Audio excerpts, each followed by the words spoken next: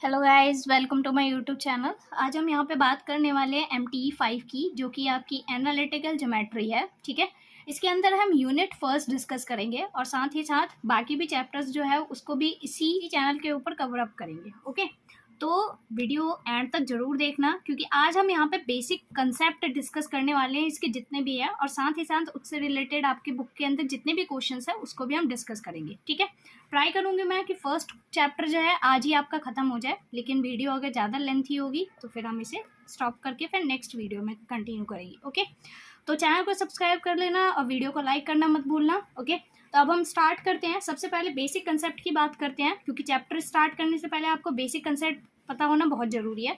तो इसमें हम क्या क्या पढ़ने वाले हैं इस वीडियो में? डिस्टेंस फार्मूला पढ़ेंगे हम, section formula, mid point formula आपका, और एरिया ऑफ ट्रायंगल ABC है। ठीक है, ये पहले ही आप 10th क्लास में पढ़ के आ चुके हो कि आखिरकार डिस्टेंस फार्मूला क्या होता है, दो पॉइंट्स के बीच की डिस्टेंस कैसे निकाली जाती है, सेक्शन फार्मूला कैसे काम करता है, मिड पॉइंट फार्मूला किस तरीके से अप्लाई करते हैं, और एरिया ऑफ ट्रायंगल जो होता है उसको हम किस तरीके से कोऑर्डिनेट ज्योमेट्री में निकालते हैं। ठीक है, अब नेक्स्ट जो है आपके पास वो है slope and it's property. Slopes और इसकी प्रॉपर्टीज भी आप ऑलरेडी 11th क्लास में स्ट्रेट लाइन के अंदर डिस्कस करके आ चुके हो।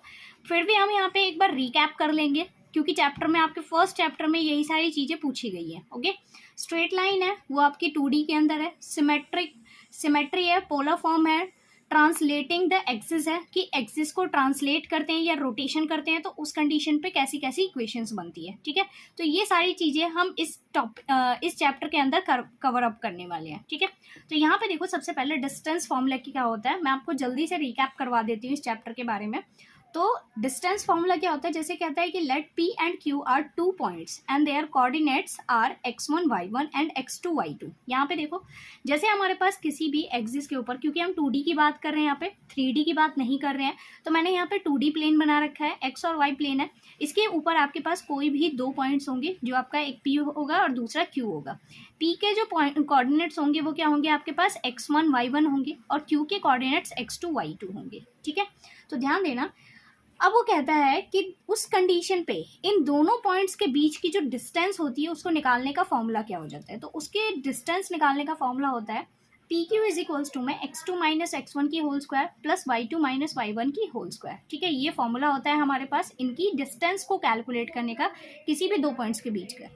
नेक्स्ट है हमारे पास सेक्शन फार्मूला। सेक्शन फार्मूला क्या कहता है आखिरकार? ये कहता है कि आपके पास दो पॉइंट से बनने वाला एक लाइन सेगमेंट है। इस लाइन सेगमेंट को कोई भी एक पॉइंट जो है R, वो क्या कर देता है? कहीं से भी कट कर देता है। हमें नहीं पता कि किस रेशियो में वो उसे कट करता है। ठीक है, तो इसमें कहता है let PQ be a line and coordinate of P and Q are. अब देखो, जैसे यहाँ पे कोऑर्डिनेट दे रखे हैं P और Q के, वो क्या क्या है? x1 y1 and x2 y2। ठीक है, इसके कोऑर्डिनेट हमने x1 y1 लेट कर रखे हैं, और इसके कोऑर्डिनेट्स हमारे पास Q के जो कोऑर्डिनेट्स हैं वो क्या है? आपके पास x2 y2 है। ठीक है, फिर वो कहता है कि रेस्पेक्टिवली पॉइंट R जो है, ये R जो है इस लाइन के ऊपर लाई करता है। इसके कोऑर्डिनेट्स हमारे पास x और y है, हमें नहीं पता क्या पॉइंट्स है इसके। x और y हमने अपनी मर्जी से लेट कर लिया on a line PQ and divide. और ये जो R है ये इस PQ को क्या करता है? m रेशियो n में डिवाइड करता है। हमें नहीं पता कि एग्जैक्ट कितने रेशियो में डिवाइड करता है, और हम ये भी नहीं कहेंगे कि ये इसका मिड पॉइंट है। ठीक है, क्योंकि हमें ऐसा कुछ कहा भी नहीं गया है। अगर ये मिड पॉइंट होता तो सिंपली हमें पता है इक्वल इक्वल रेशियो में डिवाइड करता है, लेकिन यहाँ m रेशियो n लेने का मतलब ये है कि हमें नहीं पता कि Q जो है R जो है इस PQ लाइन के ऊपर कहाँ पे एग्जिस्ट कर रहा है। ठीक है, कहाँ पे लाई कर रहा है? हो सके ये P के ज़्यादा पास हो सके ये Q के ज़्यादा पास हो, इस वजह से हम इसे m और n मान के चल रहे हैं। ठीक है, तो अब हमारे पास क्या हो जाएगा? P से लेके R तक की जो डिस्टेंस है उसका रेशियो R से लेके Q तक के डिस्टेंस के रेशियो के किसके इक्वल होगा? m रेशियो n के इक्वल होगा। ठीक है, तो उस टाइम पे कोऑर्डिनेट्स जो होंगे वो R के किस तरीके से डिफाइन किए जाएंगे वो देखो। R के कोऑर्डिनेट्स हो जाएंगे x इज इक्वल्स टू में m x2 plus n x1 upon में m प्लस n। x के कोऑर्डिनेट्स इस तरीके से निकलेंगे, ये x जो है R का, इसकी वैल्यू ऐसे निकलेगी। y के लिए हम m y2 plus n y1 upon में m प्लस n करेंगे। ठीक है, ये हमारे पास तब होगा जब R जो है P और Q को इंटरनली डिवाइड करेगा। ठीक है, अगर ये इस कंडीशन पे एक्सटर्नली डिवाइड कर देता है तो आपको कुछ नहीं करना होता है, जहां जहां ये प्लस प्लस लगे हुए हैं ना वहां वहां आपको क्या कर देना होता है? माइनस कर देना होता है। तो उस कंडीशन पे R जो है वो क्या करेगा? P और Q को एक्सटर्नली डिवाइड करेगा। ठीक है, समझ आ गया। यहाँ पे लिखा भी हुआ है कि R lie on outside of P Q, ठीक है, आर जो है वो पी क्यू के आउटसाइड में लाई करेगा तो उस कंडीशन पे। अब नेक्स्ट आता है हमारे पास mid point formula. Mid point formula क्या होता है? मिड पॉइंट का मतलब आपको पता ही होगा, कोई भी हमारे पास लाइन है उसके जो बीच वाला बिंदु होता है, बीच वाला पॉइंट होगा जो उसको पी को एम से लेके पी और एम के डिस्टेंस एम और क्यू के डिस्टेंस के जब इक्वल हो जाएगी तो उस कंडीशन पे ये जो एम है वो क्या कहलाता है? हमारा मिड पॉइंट कहलाता है, ठीक है। अब ध्यान देना है, इसमें कहता है late P x1 y1 and Q x2 y2। हम यहाँ पे लेट करके चल रहे हैं, पी हमारा ये है और क्यू हमारा यहाँ पे दे रखा है, और उस कंडीशन पे हमने मान लिया कि एम कोई भी एक पॉइंट है जो पी और क्यू का क्या है? मिड पॉइंट है। तो उस कंडीशन पे एम के जो कोऑर्डिनेट्स होंगे वो कैसे निकलेंगे? एम के कोऑर्डिनेट्स निकलेंगे, जो इसका एक्स कोऑर्डिनेट है वो x1 x2 अपॉन में 2, मतलब यहाँ पे इन दोनों के सम को जब हम, मतलब इन दोनों का एवरेज, इन दोनों के एक्स कोऑर्डिनेट का एवरेज, ठीक है, और y के लिए क्या होगा?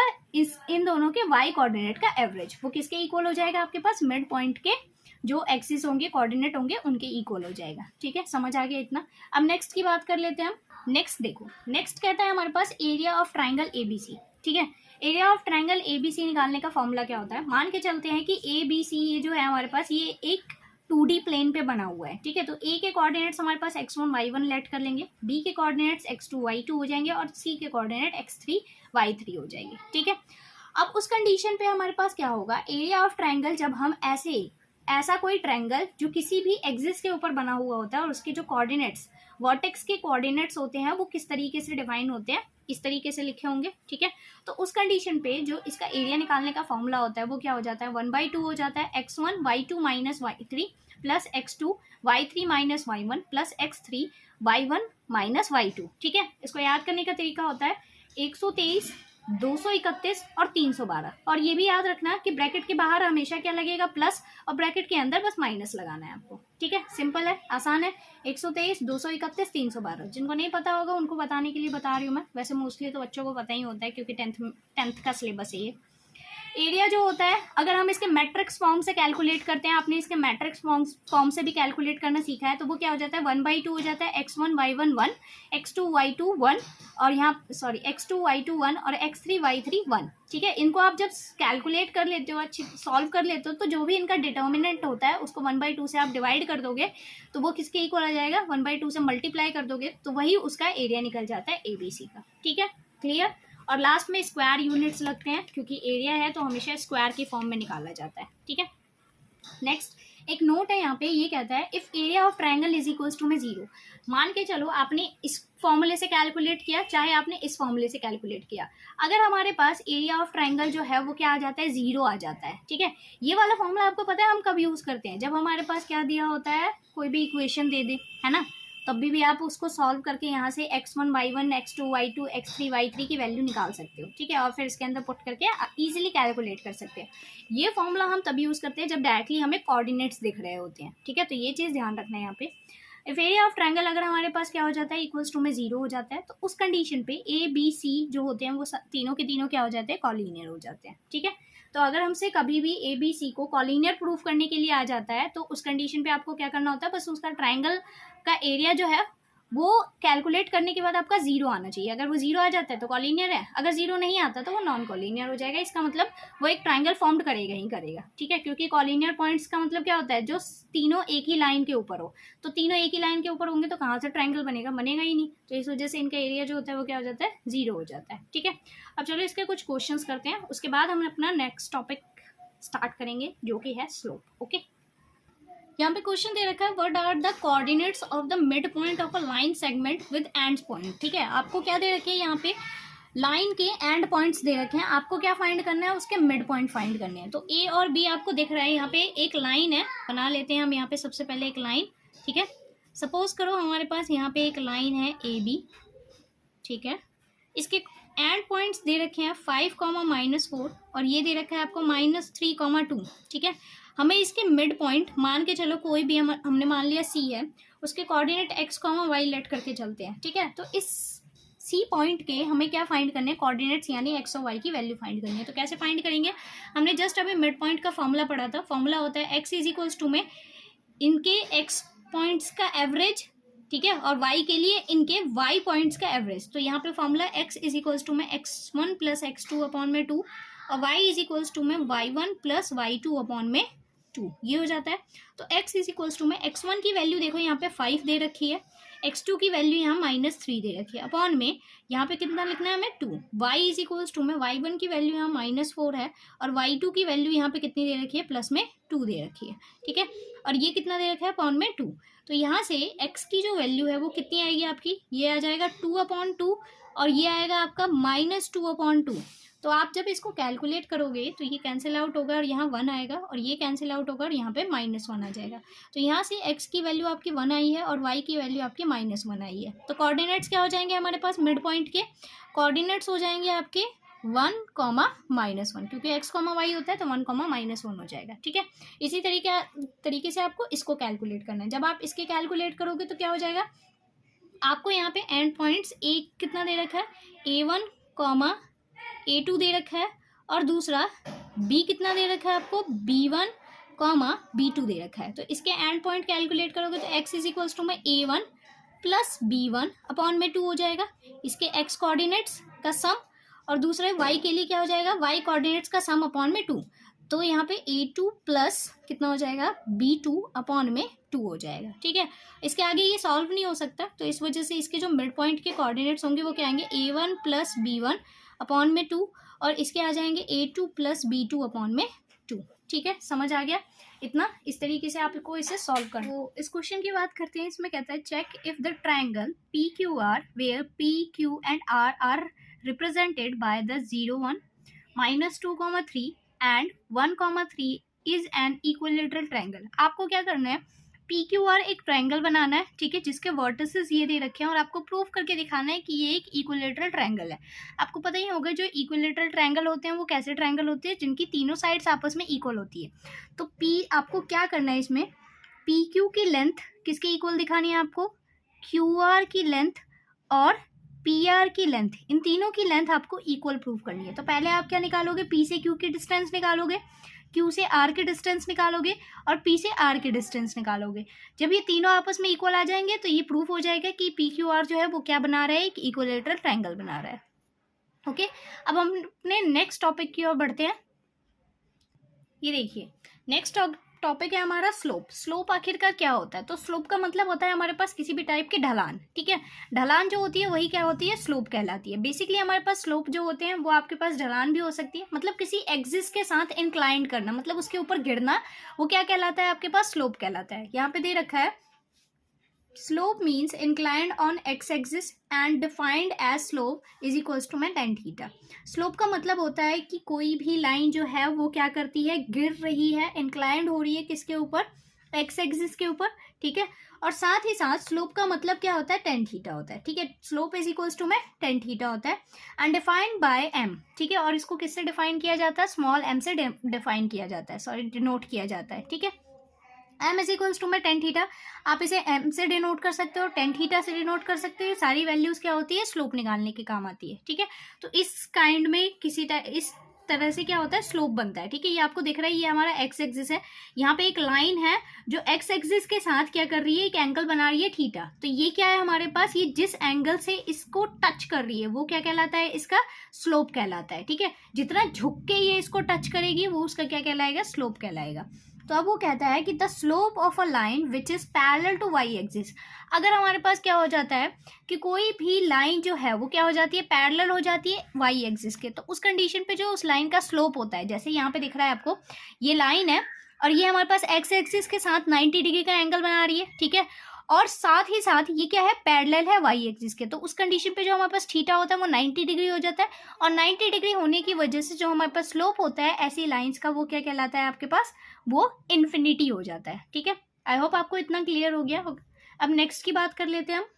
नेक्स्ट है हमारे पास the slope of a line which passes through 2 points, ठीक है, x1 y1 and x2 y2, then slope will be. अब हमारे पास क्या होता है कि कोई भी एक लाइन है, सिंपली एक लाइन को बनाने के लिए 2 पॉइंट्स की जरूरत होती है, एक उसका इनिशियल पॉइंट और दूसरा उसका एंडिंग पॉइंट। तो मान के चलो हमारे पास कोई भी लाइन है, वो जो है 2 पॉइंट से मिलके बन रहा है, ठीक है। एक तो P है x1 y1, दूसरा है Q है x2 y2, ठीक है।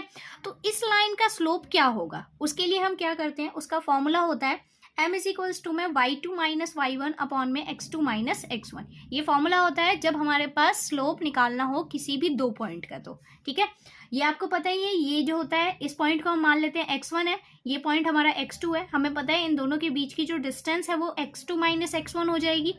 ये वाला जो पॉइंट है हमारे पास, ये इनिशियल पॉइंट इसका y1 हो जाएगा, जो इसका एंडिंग पॉइंट है वो y2 हो जाएगा। तो इन दोनों के बीच की जो डिस्टेंस होगी वो भी क्या हो जाएगी, y2 माइनस y1 हो जाएगी।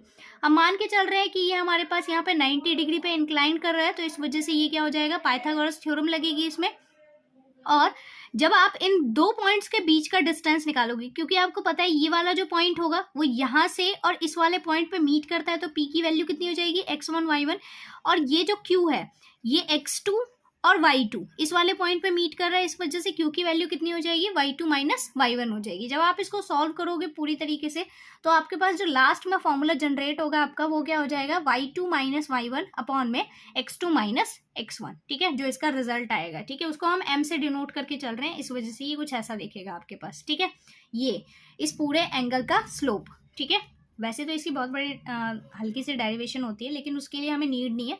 आप मेनली ये फॉर्मूला याद रखना कि जब हमारे पास दो पॉइंट से कोई भी लाइन जाती है तो उस लाइन का जो स्लोप होता है वो कैसे निकाला जाता है। ठीक है, अब नेक्स्ट हमारे पास कहता है कि let L1 and L2 are two lines and their slopes are M1 and M2। ठीक है, रिस्पेक्टिवली।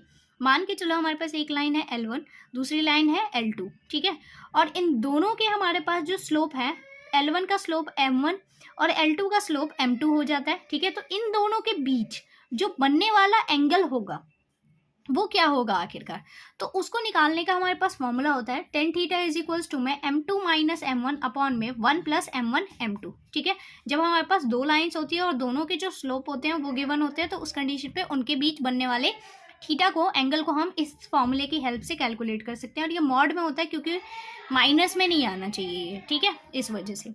अब केस है इसके अंदर भी दो केस। फर्स्ट कहता है हमसे कि if L1 parallel to L2, अगर मान के चलो हमारे पास दो लाइंस थी, ये तो सिर्फ लाइंस की बात हुई। ठीक है, अगर हमारे पास L1 और L2 दोनों के दोनों अगर आपस में पैरेलल हो जाते हैं, तो उस कंडीशन पे इनके स्लोप्स जो होते हैं वो आपस में इक्वल होते हैं। ठीक है, जो M1 की वैल्यू होगी वही M2 की वैल्यू होगी, या जो M2 की वैल्यू होगी वही आपके पास M1 की वैल्यू होगी। नेक्स्ट केस सेकेंड कहता है इफ L1 परपेंडिकुलर हो जाता है L2 के ऊपर। ठीक है, अगर L1 जो है वो क्या हो जाता है, परपेंडिकुलर हो जाता है, तो उस कंडीशन पे इन दोनों का जो प्रोडक्ट होगा वो -1 के इक्वल आ जाएगा। तो अगर आपको इसमें से किसी एक की वैल्यू पता है तो आप दूसरी की वैल्यू इजीली इस फॉर्मूले से कैलकुलेट कर सकते हो। ठीक है, अब पे आता है हमारा स्ट्रेट लाइन। स्ट्रेट लाइन के ऊपर हमारे पास क्या क्या हो सकता है, लाइन पैरेलल टू एक्सिस। अगर हमारे पास कोई भी लाइन जो होती है वो एक्सिस के पैरेलल होती है, तो उस कंडीशन पे मान के चलो, जैसे हमारे पास ये दे रखा है, तो यहाँ देखो यहाँ पे क्या हो जाता है, अगर हम इस एक्सिस की इक्वेशन निकालना चाहे, x0 और सॉरी x0 x डैश 0 और x की। ठीक है, तो इस एक्सिस की जो इक्वेशन होती है वो क्या होती है, y इज इक्वल्स टू में 0 हो जाएगी। और इक्वेशन ऑफ इस वाले एक्सिस की अगर आप इक्वेशन निकालोगे तो वो क्या हो जाएगी, x इज इक्वल्स टू में 0 हो जाएगी। समझ आ गया इतना कि एक्सिस की इक्वेशंस क्या क्या होती है। तो x एक्सिस की इक्वेशन ये होती है, y एक्सिस की पूरी इक्वेशन ये होती है। ठीक है, क्लियर। अब नेक्स्ट की बात करते हैं हम। अब यहाँ पे पैरेलल का केस देखते हैं हम। पैरेलल का केस क्या होता है, तो यहाँ पे हम बात कर लेते हैं। जैसे यहाँ पे दिख रहा है कि अगर हमारे पास कोई भी इक्वेशन जो होती है, कोई भी लाइन जो होती है, अगर वो y एक्सिस के पैरेलल हो जाती है, जैसे आपको यहाँ पे दिख रहा है ये वाली जो लाइन है वो क्या है, y एक्सिस के पैरेलल है यहाँ से भी, और अगर वो माइनस की तरफ से भी y एक्सिस के पैरेलल हो जाती है। मान लो यहाँ से x की वैल्यू a है, यहाँ से हमने एक लाइन ड्रॉ की वो y एक्सिस के पैरेलल, यहाँ पे x की वैल्यू -a है, यहाँ पे हमने एक लाइन ड्रॉ की वो भी y एक्सिस के पैरेलल है। तो उस कंडीशन पे जो हमारे पास इक्वेशन होती है लाइन की वो क्या हो जाती है, x इज इक्वल्स टू में +-a is a line which parallel to y axis, और a जो होता है वो क्या हो जाता है हमारे पास, कांस्टेंट हो जाता है। ठीक है, वो कोई भी हमारे पास रियल नंबर हो सकता है, कुछ भी हो सकता है यहाँ पे। ठीक है, नेक्स्ट उसके बाद हम बात कर लेते हैं यहाँ पे, अगर हमारे पास कोई लाइन जो होती है x एक्सिस के पैरेलल हो जाए। x एक्सिस से पैरेलल होने का मतलब क्या है कि ऑब्वियसली वो पॉइंट जो होगा सिर्फ और सिर्फ y पे ही टच करेगा। ठीक है, यहाँ पे आपको दिख रहा होगा, तो यहाँ पे आपको दिख रहा होगा कि साफ साफ ये जो वैल्यू है ये यहाँ पे y पे टच कर रही है, ये वाली जो लाइन है ये भी y पे टच कर रही है, ये पॉजिटिव y पे और ये नेगेटिव y पे। तो उस कंडीशन पे वैल्यू क्या हो जाती है इसकी, y इज इक्वल्स टू में +- भी हो जाता है, is a line which parallel to x axis. Okay, जहाँ पे बी जो होगा वो क्या होगा, बिलोंग करेगा किसी भी कांस्टेंट से। कोई भी कांस्टेंट हो सकता है हमारे पास बी, 1 2 3 कुछ भी हो सकता है यहाँ पे, ठीक है। तो उस कंडीशन पे ध्यान रखना, अगर एक्स एक्सिस वो क्या कहते हैं एक्स एक्सिस के पैरेलल होगी तो ये इस कंडीशन में लिखी जाएगी, और वाई एक्सिस के पैरेलल होगी तो वो इस तरीके से लिखी जाएगी, ठीक है। चाहे वो वैल्यू प्लस की हो या माइनस की हो, दोनों को इसी तरीके से लिखना है आपको। नेक्स्ट होता है हमारे पास 1 point slope form. 1 point slope form का क्या मतलब होता है, कोई भी एक लाइन है, मान के चलो वो सिर्फ एक ही पॉइंट से जा रही है, हमें नहीं पता है उसका एंडिंग पॉइंट कहाँ पे जाके होता है, तो उस कंडीशन पे हम क्या करते हैं वो देखना ध्यान से। जैसे मान लो पी है, ठीक है, तो यहाँ पे देख लो, जैसे पी की वैल्यू हमने ले रखी है, पी पॉइंट है हमारे पास, यहाँ पे एक पी है हमारे पास, x1 y1 है, और q जो है वो x, y ले रखा है हमने, ठीक है। हमें नहीं पता है ये किस पॉइंट पे है यहाँ पे, तो उस कंडीशन पे the equation of a line which passes through, एक पॉइंट से पास कर रही है जो कि x1 y1 है, and their slope is m। तो हम मान के चलते हैं उसका जो स्लोप है वो क्या है, m दे रखा है, तो m इज इक्वल्स टू में क्या हो जाएगा, y माइनस y1 अपॉन में x माइनस x1 हो जाता है। अगर हम इसको सॉल्व करेंगे तो यहाँ पे क्या हो जाएगा, ये इसके साथ क्रॉस मल्टीप्लाई हो जाएगा, और जो लास्ट वाली इक्वेशन बनेगी वो आपकी क्या हो जाएगी, y minus y1 is equals to m x minus x1 हो जाएगा, ठीक है। इसके अंदर आपको बस x1 और y1 की वैल्यू सब्स्टिट्यूट करनी है और आपके पास इक्वेशन आ जाएगी 1 पॉइंट से स्लोप की फॉर्म होने की, ठीक है। किस तरीके से होता है इक्वेशन आ जाएगी यहाँ पे, ठीक है। 2 पॉइंट से हमारे पास 2 पॉइंट की इक्वेशन क्या होती है, तो ये देख लो, जैसे मान लो 2 पॉइंट से हमारे पास, एक पॉइंट है हमारे पास P और दूसरा पॉइंट है हमारे पास Q, ठीक है। और यहाँ से हमें क्या करना है, इसकी इक्वेशन फाइंड आउट करनी है। Let equation of a line which passes through x1 y1 and x2 y2, ठीक है। x1 y1 और x2 y2 से क्या कर रही है, पास आउट हो रही है, तो उस कंडीशन पे क्या हो जाएगा, इन ट्रायंगल। अब हम यहाँ पे क्या कर लेते हैं, इसमें इसको ट्राइंगल्स में डिवाइड कर लेते हैं, ठीक है। तो यहाँ पे इस तरीके से जब आप ट्राइंगल्स में डिवाइड करोगे, आपको दिखेगा एक ट्राइंगल ये बनेगा, ठीक है, जिसको पी क्यू टी ले रखा है हमने। एक ट्राइंगल ये रहा हमारे पास पी क्यू टी, तो यहाँ पे जो टेन थीटा निकलेगा, tan theta is equals to में क्या हो जाएगा, हमने एंगल्स पढ़े थे कैसे निकाले जाते हैं, दो पॉइंट के बीच की स्लोप जब निकलती है तो उसका फॉर्मूला क्या होता है, y2 माइनस y1 अपॉन में x2 माइनस x1 होता है ना, जब दो पॉइंट्स के बीच की स्लोप निकलती है। तो यहाँ से एक ट्राइंगल का स्लोप हमने निकाल दिया, यहाँ से यहाँ तक का कितना हो जाएगा, tan theta is equals to में y2 माइनस y1 अपॉन में x2 माइनस x1 हो जाएगा, ठीक है। अब नेक्स्ट की बात कर लेते हैं हम। नेक्स्ट जो ट्रायंगल होगा वो क्या लेंगे हम, पी आर और एस ट्रायंगल लेंगे। तो उस कंडीशन पे भी हमारे पास जो इसके बीच का थीटा निकालना होगा वो कैसे निकलेगा आपका, तो वो निकलेगा x2 माइनस x1, इसकी वैल्यू कितनी है, r की x कॉमा y है, तो यहाँ पे क्या आएगा x माइनस x1, ठीक है, अपॉन में y माइनस y1 अपॉन में x माइनस x1 हो जाएगा, ठीक है, इज इक्वल्स टू में टेन थीटा क्या आएगा। तो वही देखो, वही चीज लिखी हुई है यहाँ पे। तो इस ट्रायंगल की हेल्प से हमने निकाल लिया y माइनस y1 अपॉन में x माइनस x1। अब आपको पता है दोनों ही टेन थीटा है, तो इसका मतलब थीटा थीटा तो आपस में इक्वल होंगे, तो दोनों की वैल्यू को हमने इक्वल में सब्स्टिट्यूट कर दिया, तो ये कुछ इस तरीके से आ गया, y माइनस y1 अपॉन में x minus x1 is equals to में y2 माइनस y1 अपॉन में x2 माइनस x1। ये तब इक्वेशन बनेगी जब हमारे पास दो पॉइंट्स दे रखे होंगे किसी भी लाइन के, ठीक है। अब नेक्स्ट हमारे पास क्या है, slope intercept form. Slope intercept form क्या होती है, मान के चलो the equation of a line with slope m। मान के चलो कि हमारे पास एक इक्वेशन फाइंड करनी है हमें लाइन की जिसका स्लोप जो है वो m है और उसका y इंटरसेप्ट दे रखा है हमें c। ये जो लाइन है, इस लाइन की हमें इक्वेशन फाइंड करनी है जिसका स्लोप हमें m दे रखा है, और ये क्या करती है, ये इसको यहाँ पे आके क्या करती है, कट करती है, किसके ऊपर, m के ऊपर, सॉरी c के ऊपर, किसी एक पॉइंट पे जाके कट कर देती है, ठीक है। तो उस कंडीशन पे ये क्या हो जाएगा, y minus y1 is equals to में m x माइनस x1 होता है। ये फॉर्म होती है हमारे पास 1 पॉइंट फॉर्म होती है स्लोप की, है ना, ये तो यहाँ से पढ़ रखा है हमने। अब यहाँ पे आपको दिख रहा है y1 की वैल्यू जो है वो कितनी दे रखी है, c है, ठीक है, ठीक है, और यहाँ से जो x1 की वैल्यू है वो कितनी दे रखी है, 0 दे रखी है। जब आप इसे सॉल्व करोगे तो y minus c is equals to में यहाँ पे mx बचेगा, तो यहाँ पे ये माइनस का c है, ये उठ के इधर आ जाएगा, तो क्या बनेगा, y इज इक्वल्स टू में mx प्लस c हो जाएगा, ठीक है। ये स्लोप इंटरसेप्ट फॉर्म होती है हमारे पास किसके लिए, जब हमारे पास स्लोप जो होता है वो क्या करता है, किसी भी एक पॉइंट पे इंटरसेप्ट करेगा, ठीक है, वो भी किसको, y को इंटरसेप्ट करेगा, y की इंटरसेप्ट फॉर्म होती है, ठीक है। अभी हमें x की इंटरसेप्ट फॉर्म भी पढ़ेंगे कैसी होती है।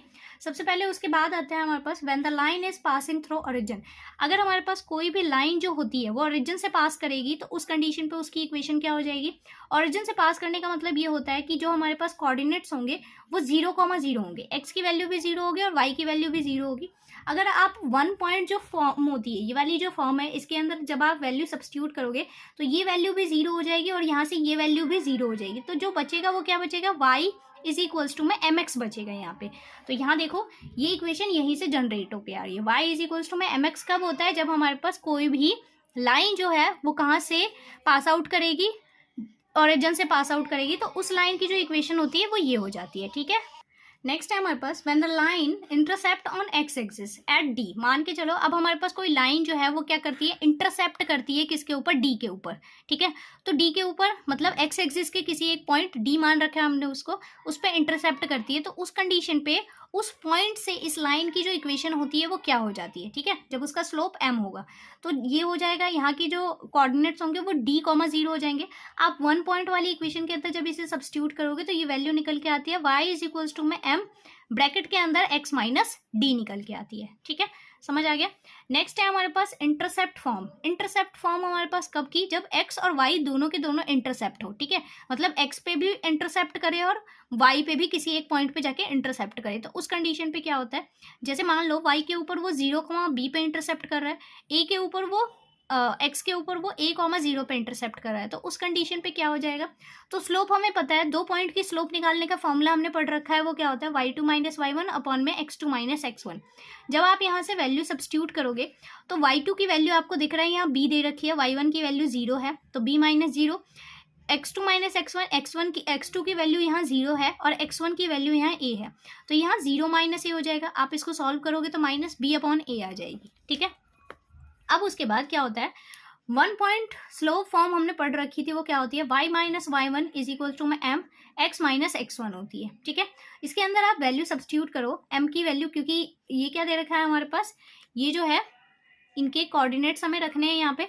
तो जब आप इसके कोऑर्डिनेट्स रखोगे यहाँ पे तो एक पॉइंट, किसी भी एक पॉइंट से बना सकते हो आप चाहो इस वाले पॉइंट से बना लो या इस वाले पॉइंट से बना लो, कोई फर्क नहीं पड़ता। तो हमने इस वाले कोऑर्डिनेट को यूज़ किया है और यहाँ पे क्या रखा है हमने, y1 की जगह हमने 0 रख दिया है, क्योंकि y1 और x1 ही पुट करना होता है, तो ये हमारा x1 y1 होता है। तो इस वाली इक्वेशन में जब हम इसे सब्स्टिट्यूट करेंगे तो यहाँ पे 0 आ जाएगा, यहाँ पे a आ जाएगा और m की वैल्यू जस्ट अभी कैलकुलेट की हमने माइनस b अपॉन a होती है, x माइनस a। आप इसको सॉल्व करोगे, ये यहाँ से क्रॉस मल्टीप्लाई हो जाएगा, ए वाई इज इक्वल्स टू में माइनस का बी एक्स और एक और बार मल्टीप्लाई होके यहाँ पे क्या हो जाएगा, ए बी हो जाएगा प्लस का। ठीक है, तो इसको इधर उठा के ले आओ तो B X plus A Y is equals to में ए बी, पूरी इक्वेशन को ए बी से डिवाइड करोगे आप तो क्या बनेगा, X upon A plus Y upon B is equals to में 1 आ जाएगा। ठीक है, तो ये हमारी इंटरसेप्ट फॉर्म होती है दो एक्सिस के ऊपर, जब पॉइंट पे क्या करता है, स्लोप जो होता है इंटरसेप्ट करता है, तो उस कंडीशन पे इक्वेशन इस तरीके से बनती है। ठीक है, आई होप आपको इतना क्लियर हो गया होगा। अब हम इसके बेसिस पे कुछ क्वेश्चंस करते हैं।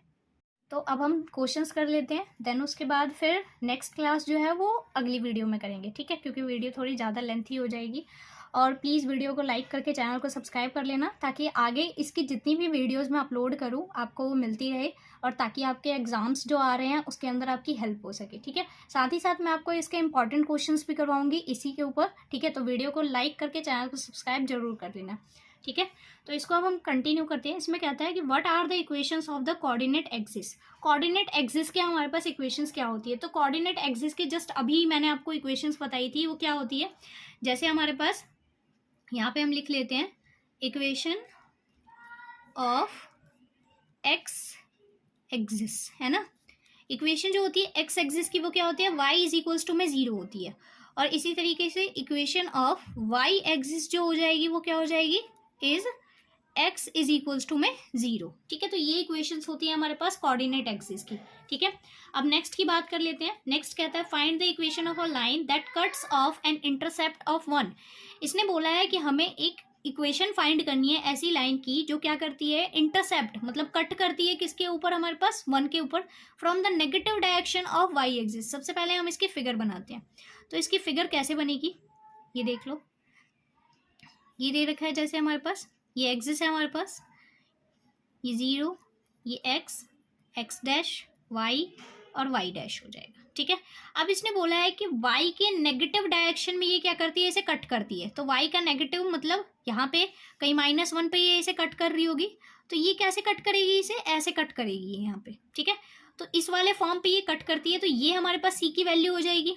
ठीक है, तो इसके कोऑर्डिनेट्स लिख लेते हैं, वो क्या हो जाएंगे, 0, -1 हो जाएगा। ठीक है, इतना क्लियर हो गया? अब तक हमें इसने यही बताया। And it's incline at 120 degree. ठीक है, और ये जो होता है ये गिरती है कितने पे? 120 डिग्री का एंगल बनाती हुई टू द एक्स एक्सिस के साथ। ठीक है, तो चलो हमें टेन थीटा भी दे रखा है, वो कितना दे रखा है? 120 डिग्री दे रखा है। तो यहाँ पे लिखेंगे y इज इक्वल्स टू में क्या है? इंटरसेप्ट है, इंटरसेप्ट ऑन नेगेटिव साइड है ना, नेगेटिव साइड दे रखी है इसकी। तो इस वजह से यहाँ पे c की जो वैल्यू है वो कितनी हो जाएगी? -1 हो जाएगी। और स्लोप हमारा क्या होता है? स्लोप होता है m, which is equals to में टेन थीटा के इक्वल हो जाएगा। टेन थीटा की यहाँ पे जो वैल्यू दे रखी है वो कितनी दे रखी है? 120 डिग्री की वैल्यू हमें निकालनी है, जो कितनी होती है? -√3 होती है। ठीक है, तो यहाँ से m की वैल्यू भी निकल गई हमारी, वो कितनी हो गई? -√3 हो गई। अब हमें पता है कि जो वन इंटरसेप्ट फॉर्म होती है वो क्या होती है? वो होती है y इज इक्वल्स टू में क्या होता है? mx प्लस c होता है। ये हमारे पास फॉर्म होती है जो अभी अभी हमने पढ़ी है। तो यहाँ पे क्या हो जाएगा? y इज इक्वल्स टू में m की वैल्यू कितनी है? -√3 प्लस c की वैल्यू कितनी है यहाँ पे? -1, सॉरी यहाँ पे x भी आएगा। तो इक्वेशन आएगी आपके पास -√3 है ना, और इन दोनों में से अगर आप माइनस कॉमन ले लेते हो तो y इज इक्वल्स टू में क्या बचेगा? ये ब्रैकेट के अंदर √3x + 1। ये हमारी आगे रिक्वायर्ड इक्वेशन इस लाइन की, जो क्या करती है? नेगेटिव y डायरेक्शन में इंटरसेप्ट लगाती है अपना, और इसके जो स्लोप है एक्स एक्सिस के साथ जो ये इंक्लाइंड करती है वो कितने पे करती है? 120 डिग्री पे करती है। ठीक है, तो इस तरीके से हम इक्वेशंस फाइंड कर सकते हैं किसी भी लाइन की। अब नेक्स्ट क्वेश्चन की बात कर लेते हैं। तो नेक्स्ट क्वेश्चन हमसे कहता है, suppose we know that the intercept of a line on the X axis is 2। ठीक है, हमें क्या दे रखी है? एक्स एक्सिस के ऊपर इंटरसेप्ट दे रखा है ना। तो एक्स एक्सिस के ऊपर जो इंटरसेप्ट होता है, अगर हम इसकी फिगर बनाए तो वो फिगर कैसे बनेगी? ध्यान देना इसके ऊपर कि ये फिगर कैसे बनती है इसकी। यहाँ पे हम इसकी फिगर बना लेते हैं ताकि क्वेश्चन अच्छे से समझ आ जाए आपको। यहाँ पे ये x हो जाएगा, x डैश हो जाएगा, y डैश हो जाएगा, और यहाँ पे ये y हो जाएगा। ये हमारा ओरिजिन है। अब इसने बोला है कि x के ऊपर इंटरसेप्ट फॉर्म कितनी है? इसकी 2 है। तो मान के चलो अगर ये यहाँ 1 हो गया तो यहाँ पे क्या हो जाएगा? ये 2 हो जाएगा। ठीक है, on the y axis -3, y के ऊपर -3 है तो ये 1 हो गया, ये 2 हो गया, और इसको थोड़ा नीचे कर लेते हैं।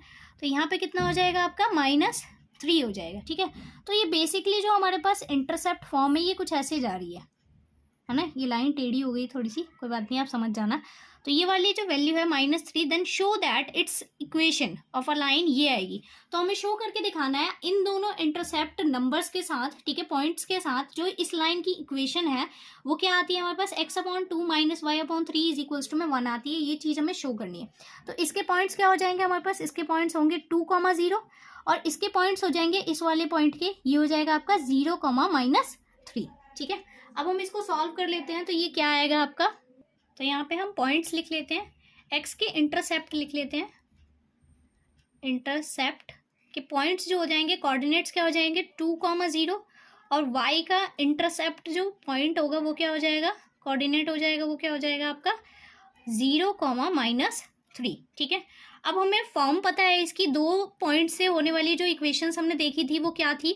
वो थी हमारे पास y - y1 अपॉन में x - x1 is equals to में क्या होती है हमारे पास यहाँ? y2 - y1 अपॉन में x2 - x1।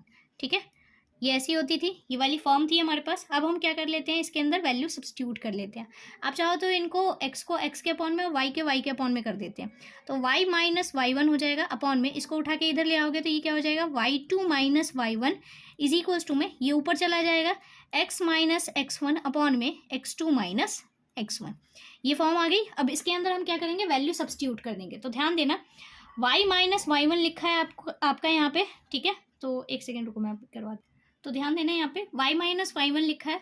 तो y - y1 की वैल्यू देखो क्या है? ये x1 y1 x2 y2। y1 की वैल्यू कितनी दे रखी है आपको? 0 अपॉन में y2 - y1 करना है हमें। तो y2 की वैल्यू आपके पास कितनी दे रखी है? y2 की वैल्यू -3 है, माइनस y1 की वैल्यू कितनी है आपके पास? 0 है, इज इक्वल्स टू में x - x1। तो x - x1 की वैल्यू कितनी दे रखी है? 2 अपॉन में, यहाँ पे x2 - x1 करना है तो x2 - x1, तो 0 - 2 हो जाएगा। जैसे ही आप इसको सॉल्व करोगे तो ये क्या बन जाएगा आपका? ये आ जाएगा यहाँ से y अपॉन में -3 इज इक्वल्स टू में x माइनस टू अपॉन में यहाँ पे -2 आ जाएगा, ठीक है। फिर उसके बाद आपको दिख रहा है कि ये जो वैल्यू है वो कैसे सॉल्व होगी। अब आपकी इसको सेपरेट कर लो तो ये हो जाएगा आपका y अपॉन में -3 इज इक्वल्स टू में ये हो जाएगा x अपॉन -2 अपॉन में -2।